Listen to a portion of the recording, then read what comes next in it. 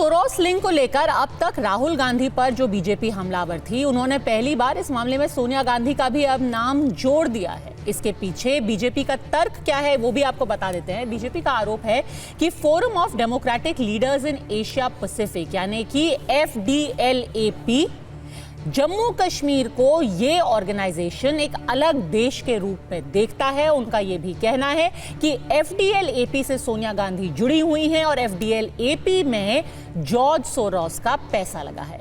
इसके साथ साथ उन्होंने ये भी आरोप लगाया है कि राजीव गांधी फाउंडेशन में भी जॉर्ज सोरोस का पैसा लगा हुआ है और इसीलिए जो जॉर्ज सोरोस का भारत को तोड़ने का, भारत को पीछे ढकेलने का एजेंडा है, उसमें कांग्रेस शामिल दिखाई देती है। एक संस्था है जिसका नाम है Forum for Democratic Leaders in Asia Pacific. अब इसमें 4 लोग सह अध्यक्ष हैं। Sonia Gandhi ji in the capacity of chairperson of the Rajiv Gandhi Foundation, ये आप देख सकते हैं। हमें साफ जवाब चाहिए। देशद्रोही शक्तियों के साथ आप पदाधिकारी बन के बैठे हुए हैं, उन संस्थानों में बैठे हुए हैं जिनसे सीधे पैसा आ रहा है, और वो लोग जो एलानिया कह रहे हैं कि वो भारत में अस्थिरता उत्पन्न करना चाहते हैं और इसके लिए वो भारी मात्रा में पैसा दे रहे हैं। ये सोरोस और कांग्रेस की दोस्ती क्या है? और इसमें सोनिया जी जो सबसे वरिष्ठ नेता है, उनके प्रति पूर्ण सम्मान के साथ पूछना चाहता हूं, उनकी भूमिका क्या है? तो ऐसे में अड़ी में आज के प्रश्न है बिल्कुल सीधे। अडानी की काट के लिए क्या अब सोरोस का मुद्दा उठाया जा रहा है? सिर्फ आरोप ही लग रहे हैं दोनों तरफ से, या फिर किसी के भी पास ठोस सबूत है? और संसद में अडानी और सोरोस पर क्या अब दोनों ही मुद्दों पर बहस होनी चाहिए? क्या राज्यसभा सभापति पक्षपात करते हैं? क्या उनके खिलाफ इसीलिए अविश्वास प्रस्ताव लाया जा रहा है? शाजिया इल्मी प्रवक्ता भारतीय जनता पार्टी के हमारे साथ जुड़ गई हैं। कांग्रेस से प्रवक्ता अनुपम हमारे साथ जुड़े हुए हैं। बीजेपी समर्थक करण वर्मा हमारे साथ है और नेता लेफ्ट विवेक श्रीवास्तव भी हमारे साथ है। शाजिया इल्मी, सबसे पहला सवाल आप ही से। इतने वक्त तक अडानी अडानी अडानी का मुद्दा चल रहा था, क्या उसकी काट आपने अब जॉर्ज सोरोस में ढूंढी है?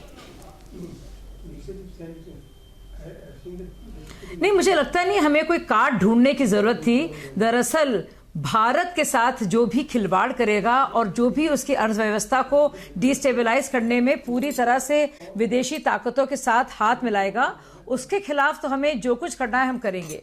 जहां तक बात है अडानी जी की, आप भी जानती हैं कि जो SEC ने, जो वहां का सेबी है अमेरिका का, जो उन्होंने इंडाइट भी किया है जिस मामले में, उसमें जो 4 राज्य हैं वो गैर बीजेपी शासित राज्य हैं, तो जाहिर सी बात है उसका जवाब भी उन्हीं को देना है। लेकिन उससे बढ़कर बहुत जरूरी बात है, आप ये बताइए, चाहे OCCRP हो या ये जो संस्था है जिसमें बाकायदा सह अध्यक्ष के तौर पर सोनिया गांधी जी का नाम आता है, जिसके तार सीधे तरह से जॉर्ज सोरोस फाउंडेशन से जुड़े हैं, आप बताइए कि जो जो रिपोर्ट्स उनकी तरफ से आती हैं वो मेन मुद्दा बनकर राहुल गांधी क्यों पेश करते हैं? क्यों कांग्रेस के मीडिया सेल की तरह बाकायदा ये सारी संगठन जो हैं भारत के खिलाफ और मोदी जी के खिलाफ, अडानी जी का मुद्दा हो या और मुद्दे हो जिससे भारत का नुकसान हो, लेके चलती हैं? अब आप बताइए, किसानों से संबंधित रिपोर्ट आई थी 3 फरवरी 2021 को, और भारतीय संसद कब शुरू हुआ था? वो सत्र शुरू हुआ था 29 जनवरी 2021। आपने बहुत सारे मुद्दे, उसको कंफ्यूजन नहीं क्रिएट करते। मैं एक एक करके पूछना चाहती हूँ। पहले ये सोरोस का मुद्दा हम समझ लेते हैं। ये सोरोस अचानक से क्यों याद आया है? ये जो फोरम ऑफ डेमोक्रेटिक लीडर्स है, इसकी बात अचानक से क्यों उठाई गई है? नहीं, इसकी बात अचानक से नहीं उठाई गई है। जब जैसे ही OCCRP ने बाकायदा, जब मीडिया पार्ट ने इसको जाहिर किया, जो एक फ्रेंच एजेंसी है OCCRP के बारे में, और बताया कि किस तरह से जॉर्ज सोरोस की इसमें भी फंडिंग है, उसके बाद से लगातार ये बात सामने आ रही है। अब आप देखिए, ये जो पूरी संस्था है, आप उसमें सोनिया गांधी कैसे उसकी सह अध्यक्ष रह सकती हैं, और उसके भी सोरोस के साथ तार हैं। सोरोस फाउंडेशन ने पहले भी राजीव गांधी फाउंडेशन के लिए काफी काम किया, तो ये अपने आप में बहुत बड़ा एक सवाल बन जाता है। ठीक है, बड़ा सवाल है, तो एक एक करके सबसे ओपनिंग कमेंट्स लेते हैं। अनुपम जी बताइए, सबसे बड़ा, सबसे ज्वलंत सवाल ये है कि क्या कांग्रेस और सोरोस एक है? यही मीम अब बीजेपी चला रही है, आपके मोदी अडानी एक है मीम के जवाब में। कांग्रेस सोरोस एक है वो कह रहे हैं। बिल्कुल आपने सही बात कहा।